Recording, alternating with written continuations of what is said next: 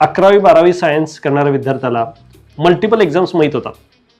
NDA, नाटा, MST-CET, JEE, medical. त्याचं confusion व्हायला लागतं की मी कुठला एक्झाम देऊ. ॲट द एंड तो म्हणतो मी सर्वच एक्झाम देणार, ही पण देणार, ती पण देणार. मग 2 वर्षामध्ये नेमकं बाळा तू काय काय देणार आणि कशा कशाची तयारी करणार. हे बघ, आपल्याला नुसती तयारी करायची नाही, त्यामध्ये सक्सेस मिळवायचा आहे. आणि सक्सेस मिळवण्यासाठी कन्सिस्टन्सी फार महत्त्वाची असते. मी आज या एक्झामचा अभ्यास केला, उद्या त्याचा केला, परवा त्याचा केला. असे क्वचित बोटावर मोजण्या एवढी मुलं असतात की ते सर्व बॅलन्स करू शकतात. त्यातला आपण आहोत का याचा विचार केला पाहिजे. माझं तर म्हणणं असं की 90% विद्यार्थी असे असतात की ते एखाद्या ग्रुपवर प्रॉपर कॉन्सन्ट्रेट करू शकतात. मग आपण त्यातले आहोत का, मी पहिलं जे सांगितलं त्यातले आहोत हे स्वतः ओळखणं गरजेचं आहे.